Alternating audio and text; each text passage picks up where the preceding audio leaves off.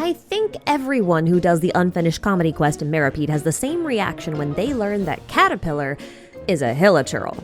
They look at his blackened hands and ask, does this mean Arlecchino is a Hilichurl too?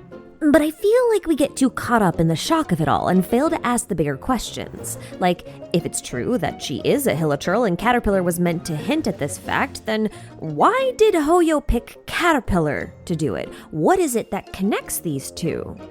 Now, if you've played through the Narzissenkruez world quests, then your immediate response is probably something like, well, maybe they were both kids at the Institute or both researchers at the Ordo. Which is a pretty solid hypothesis, and the most obvious one too, so it would be remiss of me not to investigate that line of thought. So, investigate I did, and boy, oh boy, have I reached some rather surprising conclusions about the true nature of Hilichurlification and how Arlecchino could be connected to all of this. Emphasis on the could be, okay? This is a theory, after all, not a prophecy.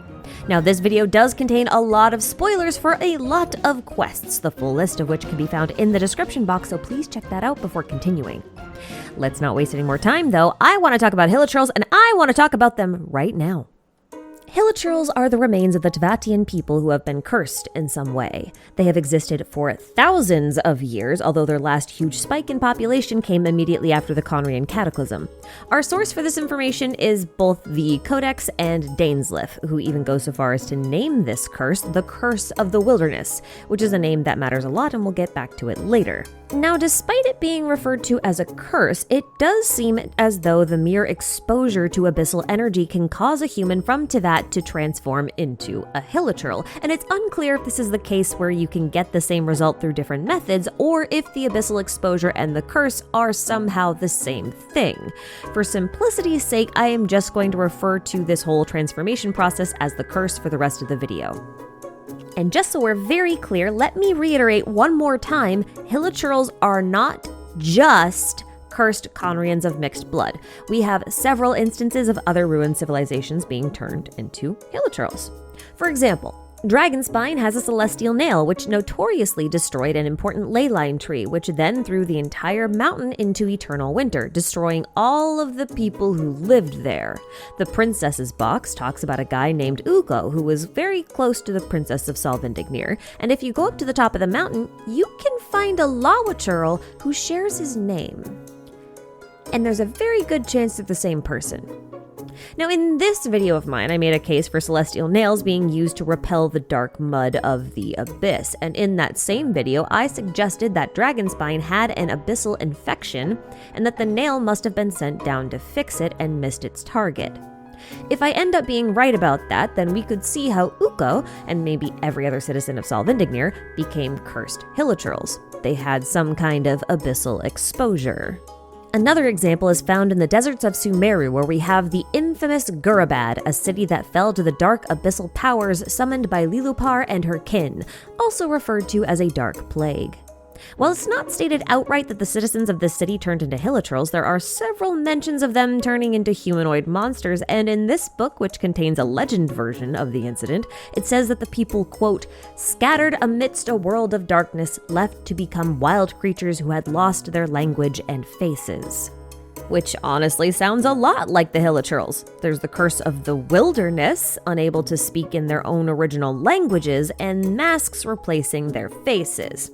Now, this area here is called Wadi al-Majuj, and it's the remnants of Gurabad, the city that sank into the earth. We know this because during the Dirge of Bilqis quest, Lilupar identified this area as Gurabad, and this matters because of the word Majuj.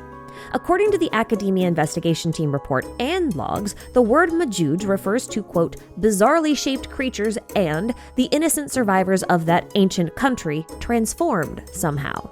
And there just so happens to be a theorized celestial nail inside that desert sandstorm, perhaps sent to combat the dark power released in Gurabad. This is, of course, assuming it wasn't the same nail used to transform the rainforest into a desert thousands of years prior. It could be either or both. Time is kind of funny that way. But either way, are you starting to see a little bit of a pattern? A dark wave of abyssal energy perhaps transforming all these people into Hilichurls? Well, let's keep going. The word Majuj is actually the Arabic name for Magog, as in the Abrahamic Gog and Magog.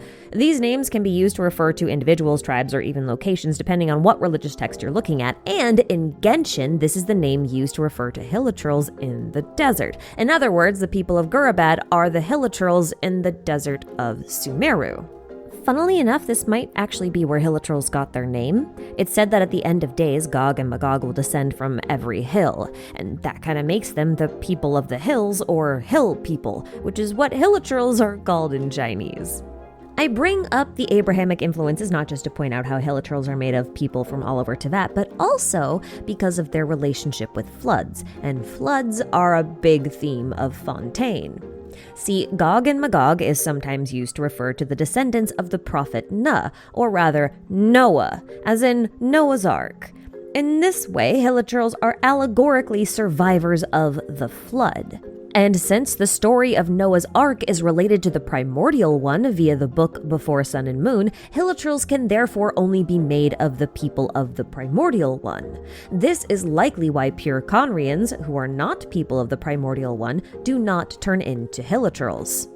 It's also worth mentioning that during the end of days, the Gog and Magog will side with Satan in a cataclysmic battle. And I don't know if you know about this, but in Revelations, Satan is described as a 7-headed dragon wearing 7 crowns that will break free of his 1,000-year imprisonment in the underworld. You know, like a dragon king that's been sealed underground. Given all the lore that we're getting about the Dragon Sovereigns and Celestia, which belongs to the primordial one, by the way, this feels important.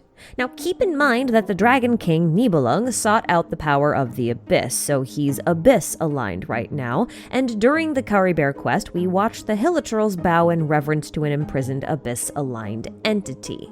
So I think it's reasonable to assume that the Hilichurls are or would side with the dragons if war broke out.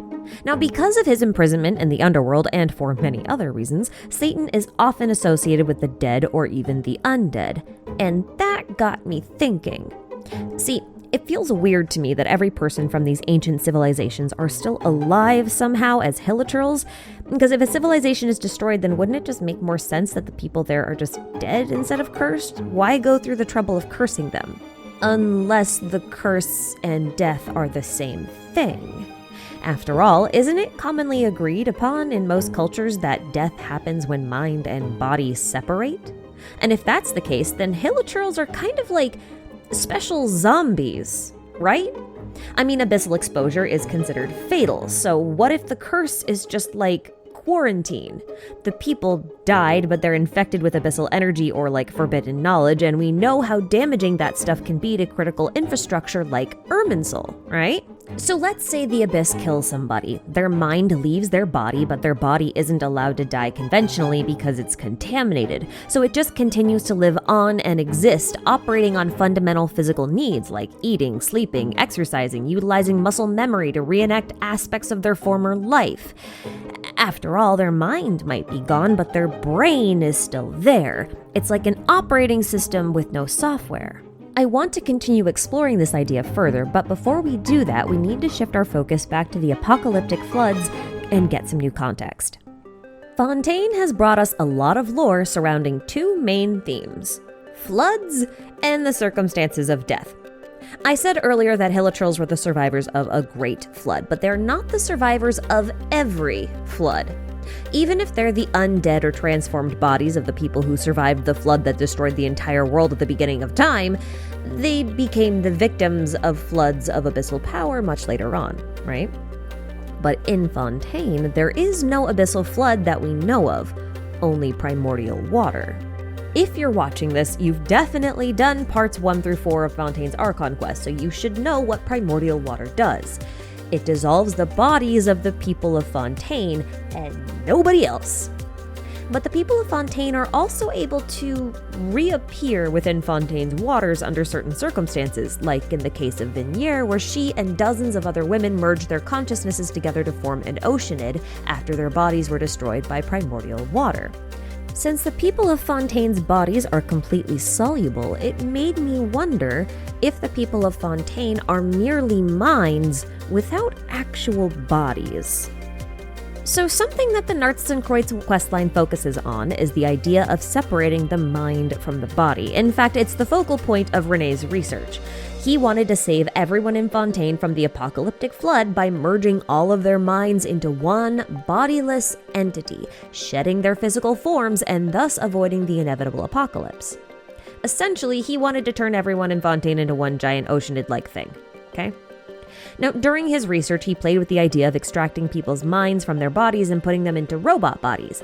But because his mechanical genius friend Elaine wouldn't help with that, he abandoned the idea for the Oceanid one. But René was not the first person to try this crazy idea. The god king Remus, who ruled ancient Fontaine, tried this process once already. He created golems from immortal stone, and he powered them with an ichor, which contained the lives and soul of his people. And he made that ichor from primordial water, by the way. He was a mad lad. So insert my obligatory Deshret mention here because he too tried to separate the mind from the body with the golden slumber, so this idea isn't necessarily unique to Fontaine. It just might be that Remus succeeded where Deshret didn't get that far yet. We're gonna come back to this idea a little bit later. One of René's noteworthy associates was named Carter, and he had an illness that sounds an awful lot like Elazar of all things. And this is important because Elazar was caused by forbidden knowledge, which is basically just abyss juice from Sumeru. And if it really was Elazar that he had, then it makes sense that his condition got seriously worse when René tried to use his own abyssal research to cure him. After the treatment, Carter's body tissues began to collapse and his body mutated in a way that René could not confidently pinpoint where his vocal cords were. Eventually, René stripped Carter of his mind and had it absorbed into the bodiless entity he called the Master. Now, this is never confirmed explicitly in-game, but I don't think it will take much to convince you that the boy in Meripede, named Caterpillar or Catter, is actually Carter, reborn by René's hands as originally planned. Not a robot body, but an organic one, a Hilichurl body, which makes Catter a Hilichurl with its mind restored. A bit like Caribert, but also a little bit different. See, Caribert had his mind restored, but it was in the same state it was in when he died, so his expectations of what his body should be and what it actually was didn't match, and that resulted in a mental breakdown. Catter, on the other hand, had a total support system as well as his memories almost completely wiped, possibly an after effect of being absorbed by the collective consciousness that he called a master. So he was able to accept his body and his reality, and that let him form an entirely new identity as Caterpillar instead of Carter. But here's the thing. Prior to this whole rebirth stuff, Carter's body was already dying. His death was probably inevitable, even before the abyssal treatment, especially if his symptoms line up with Elazar. Now we know from Dunyarzad that Elazar was both incurable and terminal, so by that logic, his body should have died, right? And yet here he is, completely reborn as a Hilichurl. I would like to take a moment to point out that the name Carter literally means foreigner, and he was inflicted with Elazar, potentially, and that should be a Sumerian affliction. And since René had already tested this abyssal treatment successfully on Jacob, who was pure Fontainian, I can only assume that Carter was from Sumeru and not Fontaine, which is why the treatment did not work on him and instead exacerbated his condition, replicating the effects of the Dark Plague that destroyed Gurabad and turned those people into Hilichurls. In other words, Carter had both a body and mind, while Fontainians like René and Jacob might only have a mind and an illusory body. This might be why Jacob can transform into an abyssling, an entity that appears to be made out of black immortal stone with a colorful liquid or ichor running through it. Thanks for that, Remus. My big point here is that Carter died, but René was able to manually remove and salvage his mind for a manual rebirth. A closer look at Catter's humanoid form supports this idea that he's not exactly alive in the traditional sense, too. Blackened limbs can be a sign of gangrenous necrosis or death of the bodily tissue. Basically, the blood doesn't flow to your limbs properly, and your limbs begin to turn black, and then they rot. There's no saving the limbs at this point, and the best you can do is just cut them off, which is basically what Celestia does to Hilichurls, cuts them off from the cycle of death and rebirth. So maybe the people who are infected with the Abyss are providing some kind of cosmic necrosis. He also has dark eyes with no light in them, and that's a very common indicator of someone who is dead or dying in popular media. It's a trope called empty eyes. So, okay, all of this is great information. I just love the fact we're pummeling the reanimated corpses of the former citizens of Tibet, but you're probably wondering how I got from Hilichurls or rotting zombies all the way to Arlecchino. You know, apart from the fact that she and Catter have the same discolored limbs and power of verbal persuasion. So here goes.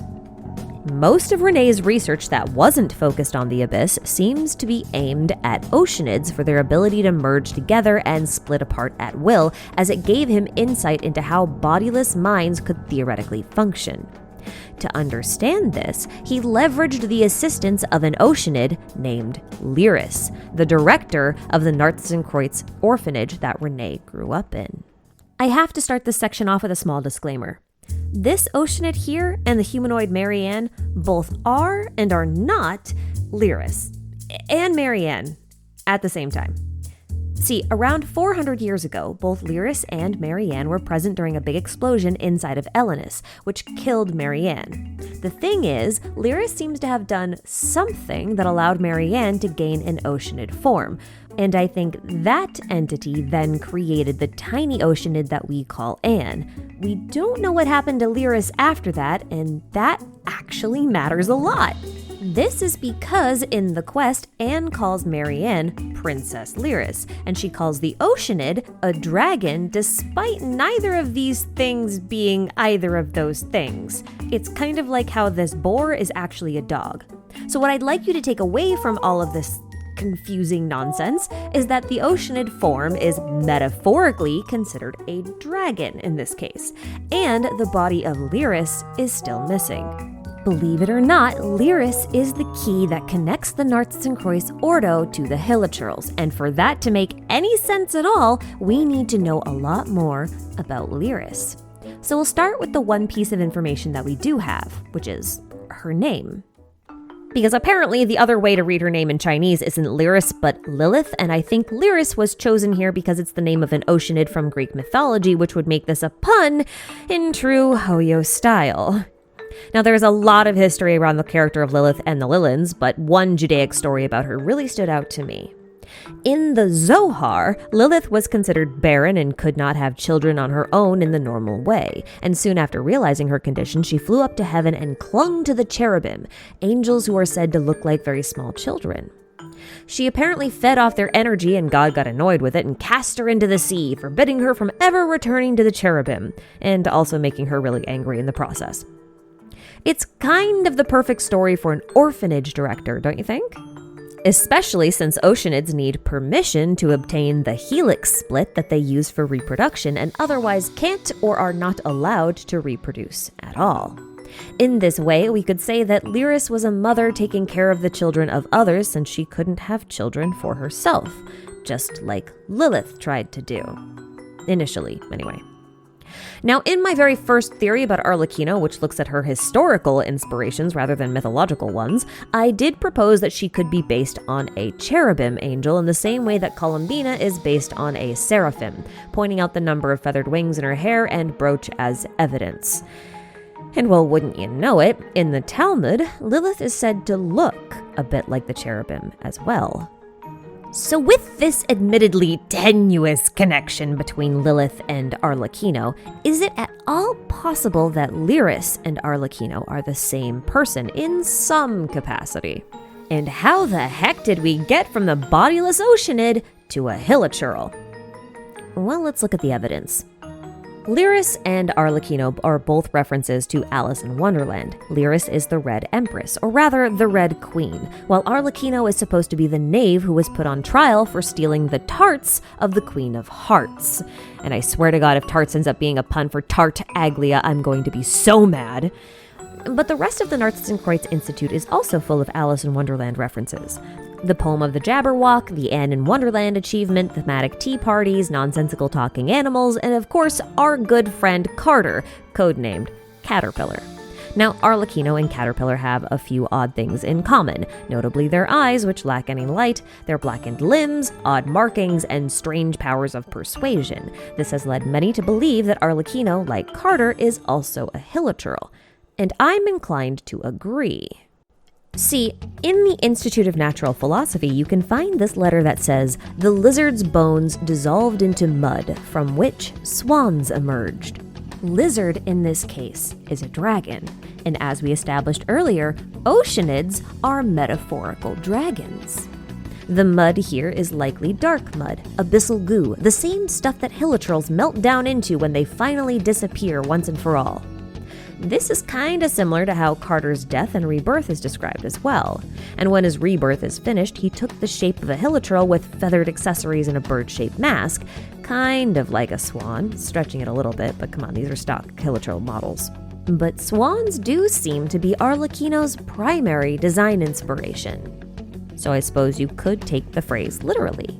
The dragon dissolved and was reborn as a swan. The oceanid became the Hilichurl. This Tumblr thread does an excellent job showcasing how similar parts of Arlecchino's design are to that of a black and white swan, as well as Odette from the ballet Swan Lake and even the movie Black Swan. The Laughing Man also made an excellent video on this topic, which you should totally watch. There's a link in the description. And when you really start to dig into the meat of the theory, you begin to notice some things. For example, Odette was the swan princess, kind of like Princess Lyris. She was depicted as a white swan, while Odile was depicted as a black swan. Now, both roles were usually played by the same dancer or actress, hence Arlecchino's black and white palette. Plus, the name Odette ends up becoming another pun because Arlecchino's title as father in Russian is actually Otets. Odette? You get it? I cannot believe that we've hit the point of Hoyoverse lore where puns are viable points of evidence for theories, but then again, they made Bohemian Rhapsody the character when they made Scaramouche, so I guess this is just how life is now. Anyway, Fontaine actually has two swans in its lineup of creatures, a black swan and a white swan. I know it says geese, but swans and geese share a family, so I'm thinking they're swans because they look more visually similar than they do geese. Now, the description of the black swan says that their coloring made people believe that they had been cursed, like Odette and the Hilichurls, and therefore they were bad omens. But over time, Fontanians began to associate them with people who were ill-regarded at inception, but proved to astonish with the passing of time. Fitting, since symbolically, black swans represent changing your own personal circumstances from victim to victor. Funnier still, she takes a lot of design inspiration from a Honkai Impact character named Raven, who also runs an orphanage and is associated with birds. And you know who's likely associated with ravens? Noah, obviously. He released a raven to find land before he released the dove. But, more relevant, probably, is Caterpillar's friend, Lenore. Now, Edgar Allan Poe's famous poem, The Raven, tells the story of a man tormented by a raven over his memories of his dead lover, Lenore. Now, given Odette's fairly tragic end, since the prince shoots her with a bow unknowingly, and then they commit ritual suicide at the very end of the whole thing, I can get behind the vibes. But the relation between Caterpillar and Lenore makes me suspicious that Lenore is an allegory for Lyris, since Caterpillar is also the one to tell us about Lyris as the Red Empress. And the name Lenore is actually super interesting, as the only reference I could find to the game's chosen spelling was actually a reference to the character Cosette from Les Miserables. She was also a character who started off the victim. She was young, neglected, and abused, and she was taken in by her foster father, and eventually she became the victor when she was finally united with her true love. Cosette also gets called a lark, while Lenore gets called a skylark. And yeah, it's time for some more puns. Lenore can also be a reference to L.A. Noire with all the whodunit mysteries in Fontaine, as well as Arlecchino's role as an investigator. Lenore can also be spelled Lenore, which means black, kind of like noir, but when spelled in the way of Edgar Allan Poe, it would be Lenore, which means torch, bright, or light. Now, in the game, Lenore's mother's name is Agnes, which is Greek and means pure or holy. It's a very loose connection at best, but reading this reminded me of Laughing Man's argument about how the ancient land of Remuria was tied to the goddess Vesta, or maybe the Vestal Virgins, the pure priestesses of the goddess. Remus and Romulus were said to have been born from a Vestal virgin, and since Remus is the king of ancient Fontaine, perhaps Vesta can be viewed more as his mother, literally or figuratively. As far as pure maidens that serve her or priestesses go, I feel like that fits the Oceanids who are all about purity, which could easily tie back to Lyris. There's just one problem. Vesta was a fire goddess, not a water goddess. In other videos, I have proposed this idea that the 5 types of artifacts in our inventory represent the primordial one as Logos and its 4 shades of life, death, time, and space, each corresponding to a suit from the tarot deck. That's not a stretch either. The tarot thing is confirmed by Hoyo in an interview. So the flower of life should represent the shade of life, who is credited with creating Agaria from the primordial sea as per the lore of the Fontaine wind gliders. Flowers in tarot are the wands suit and wands are fire. Therefore, Vesta should align with the shade of life, especially because she was a fertility goddess associated with flowers and agriculture. Now, more specifically, Vesta was the goddess of the home and the hearth, and Arlecchino is the director of the House of Hearth. And the fire affinity should explain Arlecchino's pyro vision. Now, there's just one last piece to this puzzle. If Lyris was an Oceanid, why does she have a Hilichurl body? Well, I don't have the best answer for this, but I think it's very possible that when Lyris went to Sumeru with Agaria to fight off the Abyss during the Cataclysm, she did not come back in very good shape. Water is easily corrupted and tainted, so I'm thinking that maybe she lost a lot of her powers and the only way to get them back was to go through a type of rebirth by being absorbed into the master being that Renee created. Perhaps the only way she could be stabilized with all that abyssal goo in her was to be reborn into a human body. Once a body is dead, it's kind of hard for the Abyss to make it worse, right? So she would have been the bodiless dragon, getting melted down into abyssal goo, and then getting reborn as the swan. This process would have given her a brand new Hilichurl body and made her quite similar to Carter. They both have pale hair, blackened limbs, lightless eyes with comical red X's in them for extra emphasis on the dead part, and maybe the rebirth process screwed up her memories a little bit, kind of like Carter. Maybe there were a lot of things that she forgot in the beginning, but slowly recalled over time as her mind adjusted to the new body she'd been given. And through all of that, she somehow still maintained her fierce love of her children and somehow even managed to find her way back to being a director of an orphanage. So once again, the metaphorical dragon Lyris died and her mind was placed into a Hilichurl body, therefore becoming Arlecchino the Swan. Caterpillar then referred to her as the Red Empress instead of by her name Lyris due to her new body, just like how he used a new name instead of Carter. They had both been reborn and therefore needed new identities. And remember, the Hilichurl body is supposed to be a type of curse, like how Odette was cursed into the body of a swan. You can almost see her as a vengeful spirit of sorts, a ghost from the past clinging to some semblance of life in order to put things right once again. And given that Lyris went to fight with Agaria during the Cataclysm and was one of the few to return alive, it's likely then that she knew the full extent of Agaria's prophecy once upon a time, just like Farina does. And if Arlecchino really is Lyris, then her bitterness towards Farina makes some sense. Farina is most likely an Oceanid herself, and the one Agaria chose or created to save the people of Fontaine. But Arlecchino doesn't see the results of Farina's efforts, so her frustration or bitterness is understandable. She probably thinks she should have been the one entrusted with the task instead. After all, she loves the people of Fontaine in her own way. She could definitely protect them all at a moment's notice if only she could just get her hands on that gnosis. Or so she believes.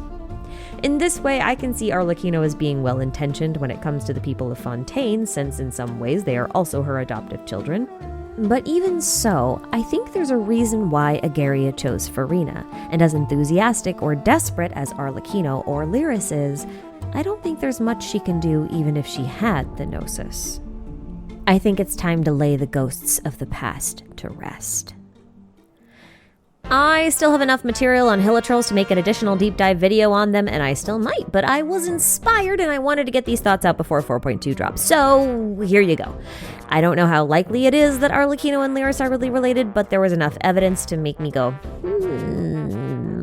and I have to share that feeling with all of you guys because that's what I do. I have some more thoughts to share on a different Harbinger, however, as we witness the glory that are my channel members as they scroll on by. So behold and be amazed. But my thoughts are thus. During one of my older Harbinger videos, I pitched 2 ideas about one character. The first was that Guizhong was Sandrone, and the second was that the big robot was Sandrone, and he was one of Guizhong's robots that missed his master after she died and gained sentience and made a robot copy of her, like a marionette. But I now think I had the right math, but the wrong numbers. I still think the big guy is Sandrone, not the little girl, but now I think the big guy might be Elaine Guillotine, and the girl is a robot copy of his dead sister Marianne, mostly because Hoyo loves puns and Marionette. Get it? Plus, Elaine was already kind of a mechanical genius studying robotics and developing his own neural networks, and he went a little nuts after his sister died. There are these interactables in this one lab that seem to be about him, and they imply that as an old man, he tried to put his brain into a robot, and he might have succeeded. And if that's true, it would explain Sandrone's weird hatred towards Child, even though Child says he's done nothing wrong, and why Scaramouche says that all he makes is broken stuff. Like, maybe the mind transfer wasn't perfect. Maybe his brain glitches sometimes, with faulty old neural networks. So yeah, there's that. Anyway, one more quick shout out to Laughing Man because this guy finds more obscure historical and mythological references than I do most of the time, so do check out his channel because I think his videos are criminally underrated. Anywho, I hope you're all excited for the Archon Quest conclusion in 4.2. I am ready to have so many theories proved right or wrong. So thank you all so much for watching and supporting this channel. Happy Halloween, guys, and I will see you next time.